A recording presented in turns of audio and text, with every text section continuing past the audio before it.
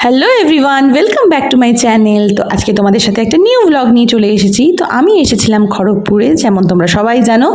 আর আজকে একটা কাকিমার বাড়িতে লোকনাথ বাবার পুজো ছিল, তো আমাদেরকে সবাইকে ডেকেছিল। তো এসেই প্রথমে স্টার্টার্সে পানির পকোড়া ছিল, ভেজ পকোড়া ছিল। আমরা একটু পানির পকোড়া নিলাম, আর আমার ছেলে কোল্ড ড্রিঙ্কস নিয়ে স্টার্ট হয়ে গেছে। অনেক কিছু খাবারে ছিল, কিন্তু পুরোটা ভিডিওতে আমি তুলতে পারিনি, কারণ আমাকে ছেলেকে খাওয়াতে হয়। তো সেই জন্য পুরোটা আমি ক্যাপচার করতে পারিনি, কিন্তু প্রতিটা খাবারই ভীষণ ভালো ছিল। খুব ভালো একটা অ্যারেঞ্জমেন্ট ছিল। আর আমার ছেলেকে দেখো, খালি জল খাবে, খাওয়ার খেতে গেলে 100 বার জল খায়, কিন্তু ওর চিপস খেতে গেলে ওর ঝাল লাগে না। তো অন্যান্য মায়েদেরও কি সেম অবস্থা? আমার ছেলেকে খাওয়ানো নিয়ে খুব প্রবলেম।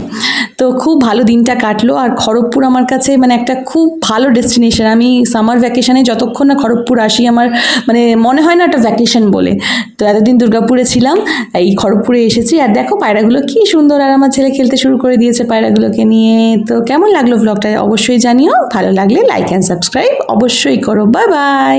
ভিডিওটা ভালো লাগলে লাইক করতে ভুলো না।